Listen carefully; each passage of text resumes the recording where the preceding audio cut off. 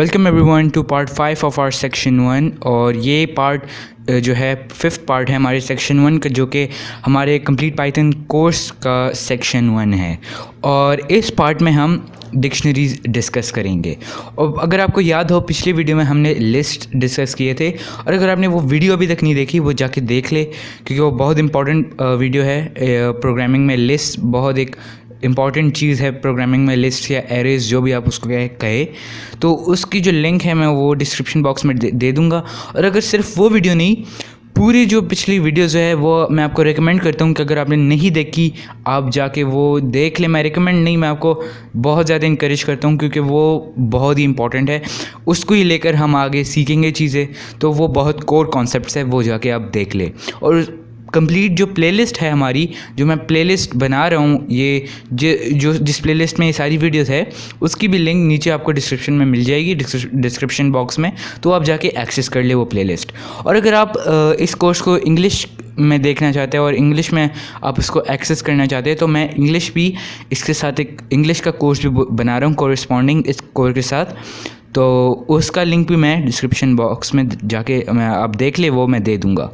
और अगर आपको याद हो पिछली वीडियो से, तो लिस्ट एक ऐसी चीज़ होती है जिसके अंदर डिफरेंट या सेम डेटा टाइप्स हम डाल सकते हैं। ये एक कलेक्शन होते हैं डिफरेंट डेटा टाइप्स वगैरह की। जैसे अगर मेरे पास है लिस्ट, मैं करूँ माई लिस्ट 1 2 3 और मैं हेलो कर दूँ, ठीक है। तो ये मेरे पास एक सिंपल सी लिस्ट आ गई है, जिसमें 1 है, 2 है, 3 है, 4 है और हेलो है। तो ये कलेक्शन है इन चीज़ों की, जो कि सिंपल बस कलेक्शन है और कुछ भी नहीं है।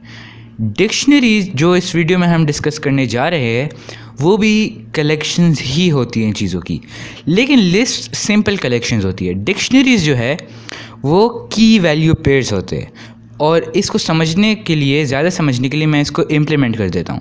तो मैं अगर लिखूँ स्टूडेंट इज़ इक्वल टू, और मैं कर्ली ब्रेसेस लगाऊँ, नोटिस करें कि मैं एक डिक्शनरी कर्ली ब्रेसेस के अंदर बनाऊँगा।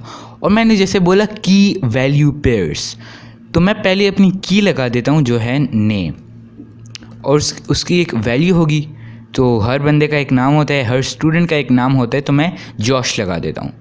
तो ये इधर मैंने एक की वैल्यू पेयर बना लिया।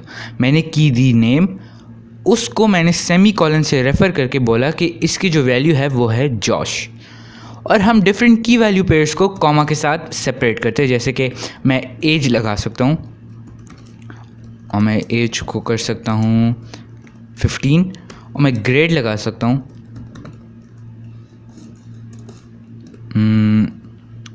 ग्रेड को मैं कर सकता हूँ 8, ठीक है। तो ये मैंने सिंपल रैंडम सा एक डिक्शनरी बनाई है।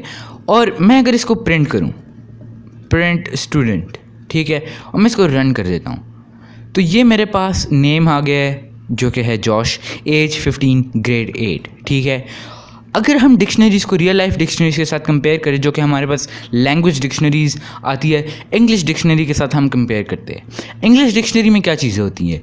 इंग्लिश डिक्शनरी में हमारे पास वर्ड्स होते हैं इंग्लिश लैंग्वेज के, और उनके बारे में डेफिनेशंस होती है एक पैराग्राफ या फिर सेंटेंस्ड फॉर्म में, ठीक है। और बेसिकली हमें उससे फ़ायदा क्या मिलता है कि हम नए वर्ड्स को मतलब हमारे पास नॉलेज आती है नए वर्ड्स के बारे में। तो सिंपली उस डिक्शनरी में हमारे पास एक चीज़ के बारे में इंफॉर्मेशन होती है। इधर भी सेम ही चीज़ है, लेकिन एक चीज़ को सिर्फ पैराग्राफ में या फिर सेंटेंस में डिफ़ाइन करने की जगह हम उसको ब्रेक कर देते हैं। डिफरेंट क्वालिटीज़, उसका नाम क्या है, उसकी एज क्या है, और उसको वो कौन से ग्रेड में पढ़ते। तो मैं 8th लगा देता हूँ, 8 सिर्फ नहीं, मैं 8th लगा देता हूँ।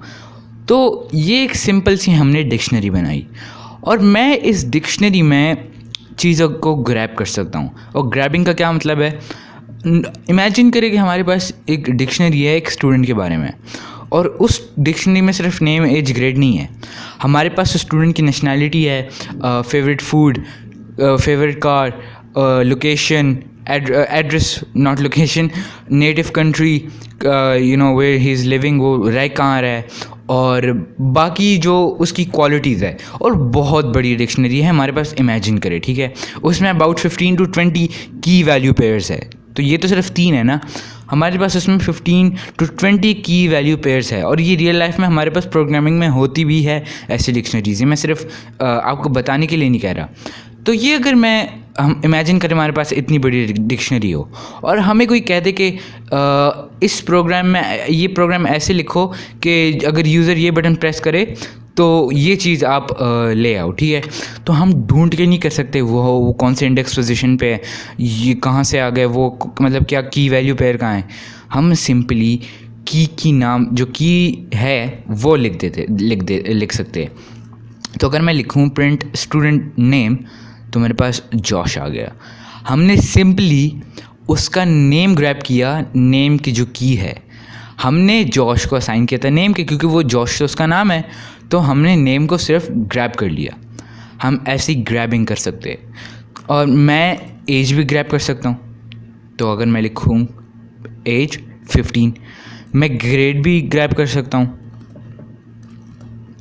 और मैं इसको रन कर सकता हूँ 8th, ठीक है। ये हो गया ग्रैबिंग। हम इन चीज़ों को चेंज भी कर सकते हैं इधर एडिटिंग किए हुए बगैर, ठीक है। ये चीज़ें सेम ही रहेगी ऊपर वाली, लेकिन हम फिर भी इनको इटरेट करके इनके अंदर और हम इनको चेंज कर सकते हैं। वो कैसे? अगर मैं बोलूँ स्टूडेंट ग्रेड, और मैं करूँ कि पाइथन को बोलूँ मैं कि स्टूडेंट जो है उसके अंदर जो की है ग्रेड, उसकी वैल्यू जो भी है, ये मत देखो वो क्या है, वो इंटीजर है, फ्लोटिंग पॉइंट क्या है, वो जो भी है उसको चेंज कर दो तुम 9th में। और फिर अगर मैं प्रिंट करूं स्टूडेंट और मैं इसको रन कर दूं, तो मेरे पास अभी देखिए ये कैसी डिक्शनरी आ गई।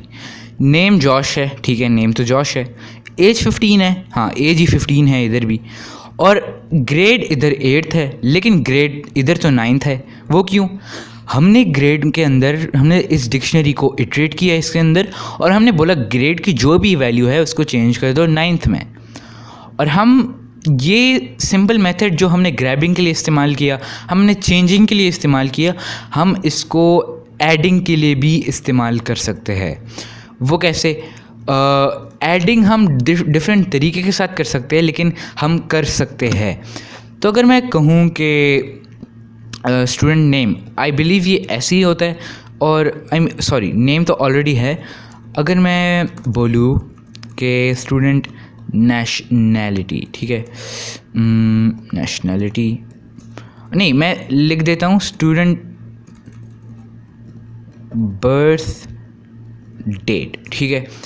और मैं इसको करूँ इक्वल्स, और मैं लिखूँ let's say 15 12 August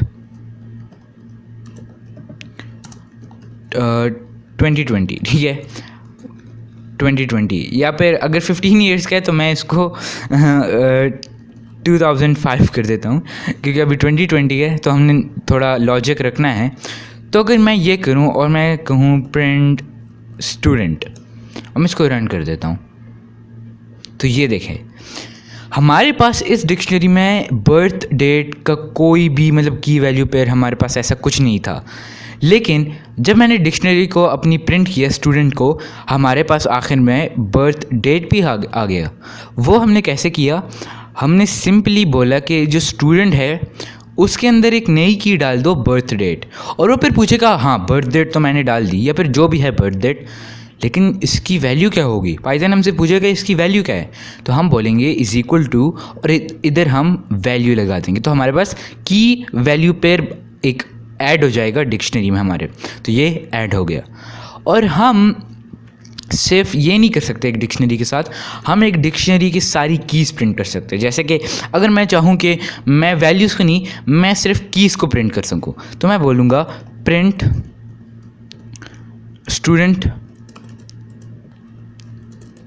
student dot keys, सिर्फ कीज़ लगा दूँ और इसके आगे ब्रैकेट्स लगा दूँ, और मैं इसको रन करूँ। तो ये देखिए, अगर सिंपली नाम से ही हमें पता चल रहा है कि हम ये मेथड क्या करता है। ये फंक्शन ये सिर्फ हमें कीज़ हमारे लिए ग्रैब कर देता है। तो कीज़ हमारे पास नेम एज ग्रेड है, नेम एज ग्रेड। और हम ये सेम चीज़ वैल्यूज़ के लिए भी कर सकते हैं। अगर हम बोले कि प्रिंट स्टूडेंट डॉट वैल्यूज़, और मैं इसको रन कर दूँ, तो हमारे पास सिर्फ वैल्यूज़ हमारे लिए ग्रैब कर लेगा, जो कि है जॉश, 15 और 8th। तो ये सिंपली चीज़ें थी। डिक्शनरी एक कोई रॉकेट साइंस नहीं है, बहुत ही इंटरेस्टिंग और सिंपल सी चीज़ है। और हमने देखा कि एक डिक्शनरी के अंदर हम एक डिक्शनरी को बना कैसे सकते हैं, क्या कहते हैं, कर्ली ब्रेसेस के अंदर, और हम उनको की वैल्यू पेयर्स को सेपरेट कैसे कर सकते हैं कॉमा के साथ, हम ग्रैब कैसे कर सकते हैं, हम बोल सकते हैं प्रिंट स्टूडेंट नेम, स्टूडेंट की वैल्यू फाइंड करने के लिए हम ग्रैबिंग कर सकते हैं, हम चेंजिंग कर सकते हैं उस की को ग्रैब करके फिर उसको रीअसाइन करना, वो हम चेंजिंग वैसे कर सकते हैं। हमने देखा फिर कि हम नई कैसे चीज़ें ऐड कर सकते हैं, हम एक नई की को रेफ़र कर सकते हैं और उसको उसकी वैल्यू दे सकते हैं। और हमने फिर आखिर में देखा कि हम सिर्फ कीज़ और सिर्फ वैल्यूज़ कैसे ग्रैब कर सकते हैं। तो ये बहुत ही एक यूज़फुल और इंटरेस्टिंग सी चीज़ है डिक्शनरीज़। तो अगर आपको समझ ना आए हो तो मैं आपको इनकरेज करता हूँ कि ये वीडियो आप फिर से देखें, क्योंकि फिर ये आपको और अच्छी तरीके से समझ आएगा। या अगर आपको समझ नहीं आया, और अगर आपको समझ आया है तो well and good for you. और अगर आपको, फिर से मैं बोल रहा हूँ, समझ नहीं आया तो घबराने की कोई ज़रूरत नहीं है। पहली बार समझ में बहुत कम लोगों को आता है, अगर नहीं भी आता ये बहुत नॉर्मल सी चीज़ है। और इसको याद करना मत, इसको ये मत करना कि भाई ये नाम कैसे लिखना है, ये इसको ऑर्डर में कैसे करना है, ये चीज़ें आप मत याद रखें। आप इसको बस, आपको ये याद आना चाहिए कि डिक्शनरीज़ हम कौन से ब्रैकेट्स में लगाते हैं, हम की वैल्यू पेयर्स क्या होते हैं हमारे पास, हम वैल्यूज़ को ग्रैब कैसे कर सकते हैं। तो अभी के लिए इस वीडियो के लिए मैं इतना ही बताऊँगा। ये सिर्फ डिक्शनरीज़ के बारे में ये वीडियो थी, तो इस वीडियो के लिए सिर्फ इतना ही।